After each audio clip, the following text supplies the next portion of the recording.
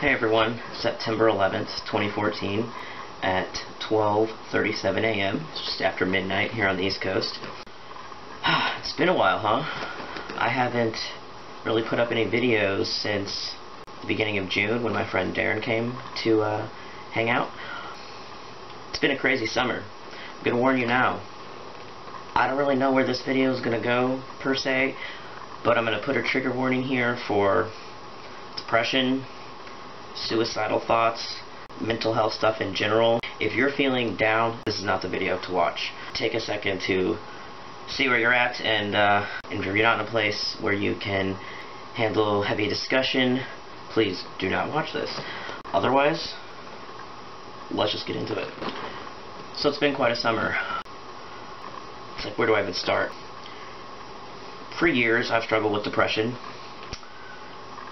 with dysphoria, just surrounding the lower half of my body. And it's really hard to talk about. I've even gotten criticized in the past when I was more actively vlogging, like back in 2008. Wow, didn't that look? Just about how honest I was about my genital dysphoria, and people were saying, you know, a lot of people watch you and look up to you or whatnot, and it's really not good for you to tell them how you feel because, you know, it makes them feel bad. And I understand when I see videos when guys talk about dysphoria, it often triggers me and it makes me feel bad, and I feel bad for them because I know it sucks to go through, and sucks is like the biggest understatement ever. So basically my point is, it's really hard to talk about these issues sometimes because I don't want to trigger anyone, I don't want to make anyone feel bad, but I do feel like I have a commitment to the truth and to say this is how it is. And I'm nearly 9 years on T, and to say this is how it is to be a 30-year-old man who's been living socially and, you know, well, now starting my medical transition at 21, you know, basically navigating the world as a man for most of my 20s, and being so much happier now than I was before I transitioned, but also still dealing with mental health issues. A lot surrounding my dysphoria, but also coming to the realization that I have bipolar too. And that's hard to say. People make jokes, oh, he's bipolar, she's bipolar, you know, just about in general. And there's a stigma around mental health in general, not just trans people. It's hard to talk about. There's another guy I really admire on here, I'm not going to say his name, who also kind of came out as being bipolar. And it took a lot for him to do that. I really admired that he could come out and say that and own it. And I at the time didn't even know about my own diagnosis. It also made me feel like, oh, like this guy that I look up to that's so intelligent, so incredibly smart, such a wonderful activist in the community, that he's bipolar. Everyone makes fun of this. You know, they don't want to be the one that's bipolar. And coming to the realization that I never thought I was bipolar, because I always thought it was this crazy manias and then really bad lows, and I was always more of a depressive. My therapist thinks I am bipolar too, which is, you get like hypomanias, because I don't have the manias that I would normally associate with whatever. But of course, these illnesses play out differently in everyone. And also my therapist thinks that when I do get kind of more agitated and whatnot, and, you know, more hypomanic, that it manifests in lower dysphoria, which makes a lot of sense. So this is probably all over the place. My brain generally is. I also have ADD, if that explains anything. So there's a stigma around mental health, and it's hard to talk about. It's hard to say, hey, I'm someone that people may have looked up to, may have watched my videos and thought, hey, you know, he's got something to say. But then it's also hard to say, like, I'm struggling myself. I've been so isolated, so lonely. But also really working through a lot of things and starting to form really amazing connections with people again, and getting back to the person I was and the person I missed, and being so buried and clouded in depression for a while. It was terrible. It was awful. I thought about ending my life quite a few times. That's hard to say here. Normally I'm a very, not a happy person, but looking at my Facebook, you wouldn't think I was ever depressed. You know, I've been posting more lately, been more active, because I've been feeling good. But even when I'm feeling like terrible, I won't go out and say, like, I'm depressed today, or I have this kind of hero complex, like, no, I'm fine, I'm the strong, silent type, the lone wolf, like, I don't need anybody else. But that's untrue. I do need others, and I need support, and I need to be able to say, like, I'm weak, I need help, I'm hurting, I'm struggling. it's my personal fear and problems with vulnerability. I don't want to feel vulnerable, and that's hard for anyone. So here I am saying to however many people that it's been terrible. It's like I'm able to talk like it's so, oh, it's been terrible. No, there were times where I was just, you know, laying in this bed for days on end and unable to eat, unable to do anything, and that's depression. And I thought, there's so much going on in my life with certain things that I was like, you know, it's just, I don't know, I didn't have any connections. I just thought, you know, no one would ever miss me if I was gone. I just thought, like, you know, I don't know, it's been about 6 months since my Nana passed away, 8 months since my grandfather passed away. My little brother is, I can't even get into that. You know, my parents don't want me to speak about that on YouTube. That's a whole other kind of world of problems that my family deals with my younger brother, so probably said enough right there. And my mental health, seeing this therapist, she's amazing. Coming to accept that I'm bipolar, okay, fine, I had the diagnosis, which, you know, I didn't really want. Coming to terms with where I'm at as a person. Like I said, I turned 30 on July 31st. It was a good birthday thanks to two very wonderful friends who really just, they just made it really great. Because I was not looking forward to turning 30. I'm like, I'm not in the place in life where I want to be. So with working with this therapist and finally being able to address this issue of being bipolar and being able to tell people and not having a terrible reaction and knowing that I'm not alone and knowing that someone else has come out before me and said, hey, you know, I'm bipolar and it's okay, and I was like, wow, you know. And there's also so many more of us than you would think, and it's not something to be ashamed of. Like, I don't know, I think especially in the trans community, because we've been labeled as being mentally ill or having gender identity disorder or whatnot, or just having that kind of society's look at us as being these crazy people, or why can't you be happy in your birth gender, you know, whatever you're doing is wrong, this internalized transphobia a lot of us have. I think it's especially hard for trans people sometimes to say, hey, or to admit, like, I might also have a mental health problem. And you want to think, like, you transition, you feel great, and it's all going to be sunshine and berries and little bunnies after you've gotten your top surgery and stuff and are passing, but it's not like that. It is a lot better. Oh my gosh, I'm so much happier. Don't think for 1 second that I regret transition, that I want to go back to being a woman, that there would not be a 30-year-old female version of myself. I would have committed suicide a long time ago. I had a moderately serious suicide attempt when I was 17. Not many people know about that, but I was done.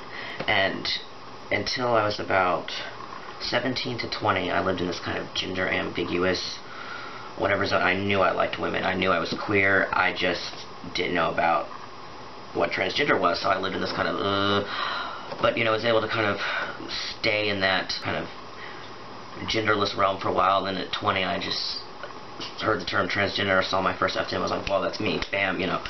Started living socially as male right away, got my letter, and then started, like, hormone therapy, you know, 4 months after my 21st birthday. So, in a lot of ways, that was overwhelming and quick.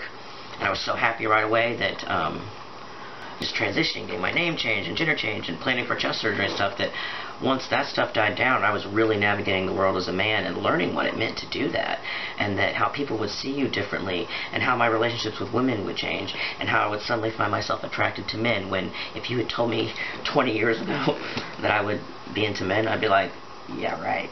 Which is crazy. So I think a lot of us would like it to be that way. I would like it to be that way, where, yeah, you transition, it's all good, and then you're happy. And I am so happy. I cannot imagine. I would not be here if I was still a woman, or if I was, it would be even more terrible existence. Like, I am who I'm supposed to be. But there is still pain about my lower half. But I still am a man. I still am happy to be me. And I don't regret that at all, so please don't take that away. It's just, the dysphoria is hard sometimes.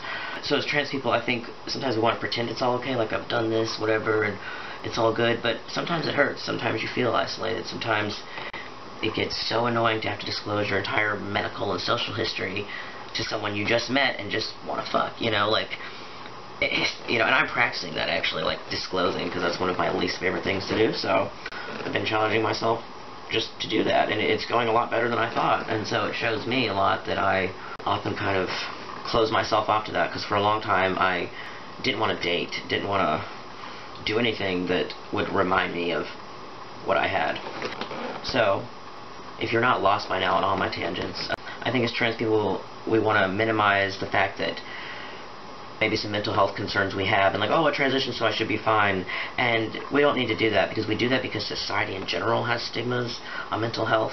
I heard a really fascinating article recently, just in general, just a journal study, just on the whole, just the whole stigma against mental health issues. And it really sucks, because the brain is an organ, and just like any other organ, it can fail, and it can, have, I was going to say dysfunction, but I don't want to say, it can have problems functioning. And so, why not treat that? And I'm not saying necessarily psychiatric medicines are the key, but I will say that I did get off antidepressants, as I've mentioned in previous vlogs, but I'm now on Lamictal to help with the bipolar 2. It's a mood stabilizer. It's one of the lighter ones from what I understand, and it's helped me cut out a lot of my Xanax usage, because the Xanax is prescribed, do not worry.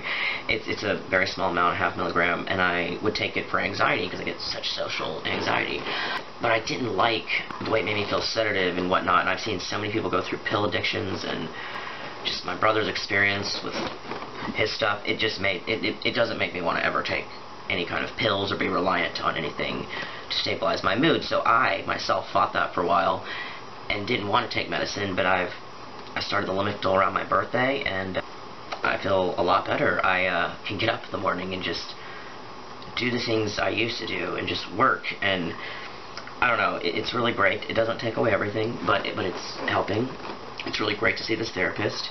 I don't think medicine is for everyone, and sometimes I think medicine does more harm than good, because there was a point in high school and early college, before I transitioned, obviously in college, I transitioned halfway through college, that I was on like 5 different medicines, and that was terrible. Not only was it hell on my body, but it was like throwing up every day and just missing class because I felt drunk because I was on 5 medicines, and I've still to this day at 30 years old not been drunk yet. I've definitely been tipsy, but I don't like to drink, so it's never been my thing.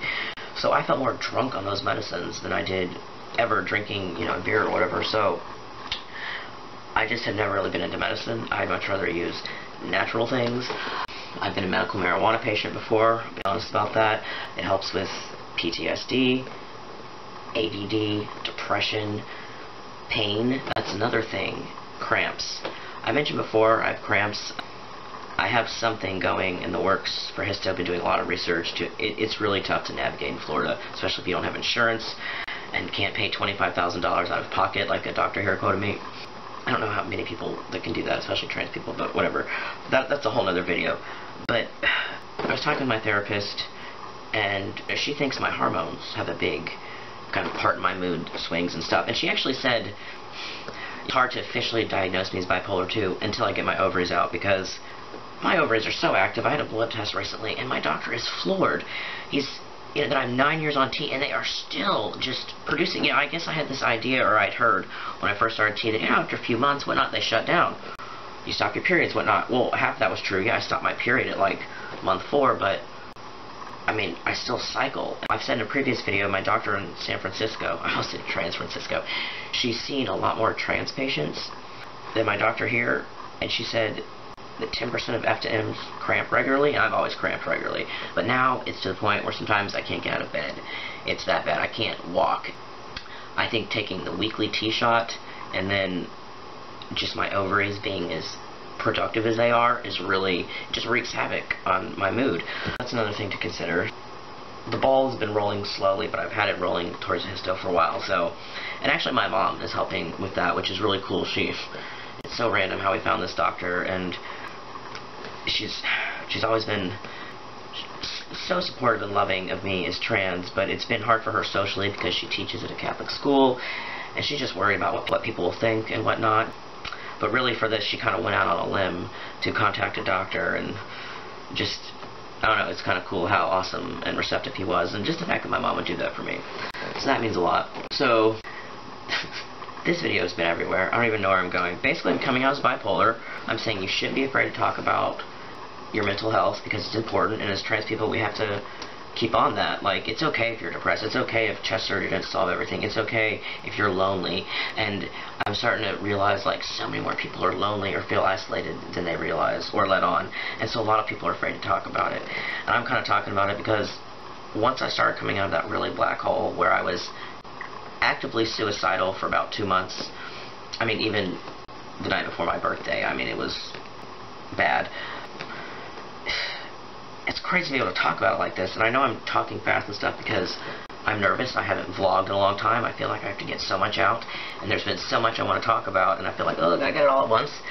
I'm gonna miss something or whatnot, and it's hard. I mean, I sound like it's fine, like, oh, I was so depressed, I was thinking about ending my life, but no, I mean, I couldn't have talked then, I couldn't have vlogged, I couldn't even get dressed some days, but that's why I'm making this now. I'm like, I might be talking fast, but I'm saying it.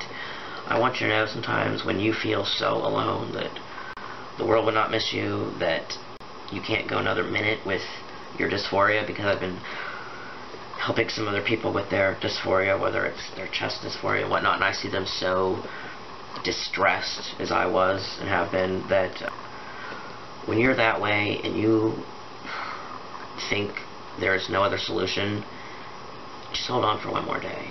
Send me a message on Facebook. Don't send me a message on here because I don't really know how to check it now. I will put my Charles Asher Facebook page link in here, and you can send messages on that. And I am getting so much better about responding to people and being emotionally there.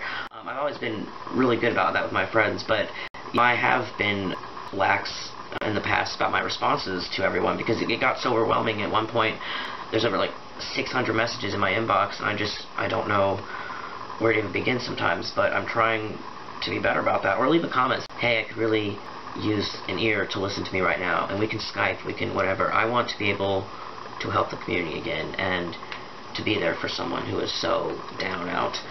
I think that's one of the hardest things about being depressed, is saying that, is reaching out, because even with my closest friends who I know won't judge me, who won't care, who love me, it's hard to say, like, I'm really depressed, I'm really down. So I think we should talk about it. I think we need to fight the stigma of mental health, because I was going to say we don't need to feel that, but it's hard not to feel that in this society. I might get some hate for this, oh, I knew he was crazy, whatnot. That's fine, whatever. If it helps someone to know they're not alone, it was worth it.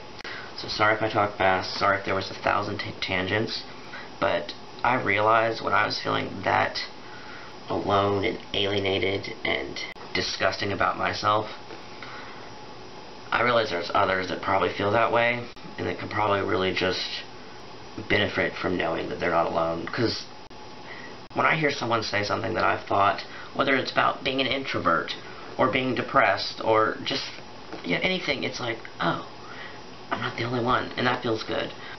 Sorry if this was so serious. Didn't mean to get you down. I needed to finally talk, get it out there. I'm like, where do I even start with all my issues or things I want to talk about? Because I also want to talk about the alienation and depression and isolation and being an introvert as a trans person, how that can be really hard and how to work with that. And also just the work I've been doing with my therapist. Kind of want to talk about how I'm learning to love myself, because that's been the biggest struggle. And how we can do that as trans people, because we need to learn to love ourselves, because it's so difficult. It is so difficult sometimes to walk the world as a trans person. I get looked at as a man, and that erases my history, but it's also at the same time I don't want my history to define me, so it's always balancing this fine line. It's crazy. I don't know, I have like 7 more like topics right there for you, but I am feeling better. I put on those lip syncing videos, and when I do that, I'm like, oh my gosh, it's like uncovering the dust and the rubble of the old Charlie, like the person I felt I was in San Francisco, or have always felt I have been. Like, my therapist has asked me before, she's like, have you ever thought about being a stand-up comedian? And I was like, no. But, you know, I've always been kind of funny and witty, and I've just been, you know, just updating Facebook more, you know, and just with just funnier things. I'm like, oh, I'm funny, like, oh yeah, like, I'm not always this depressed person. There is a fun side to me, and I like to make people laugh, and I like to make them feel good about themselves. Because sometimes you don't want to see this depressing video. You want to see me lip-syncing to Cher and Snoop Dogg or whatever. So I'm going to try to do that balance of serious and silly. I think all life is trying to find that balance, male and female, happy, sad, masculine, feminine, whatever. We're always walking a fine line. You're not alone. If you're depressed, please reach out to me, to someone, to anything. I've seen suicides of some young trans guys lately, and it like rips my heart out because I know how much pain they were in, and I am not saying anything about their decisions because I understand that, and I hope they are at peace, but it sucks to have lost them and to think that they could be here. I don't know. This is so heavy. I don't know how to just end this, so I'm just going to end this. So I hope you all are well. Hope this didn't bring you down too much. Hope there weren't too many tangents, and I hope this finds you in good spirits, and if not, I hope you're, finding a way to keep above the water, because it can be really hard sometimes, but just know you're not alone. Alright everyone, take care. Peace.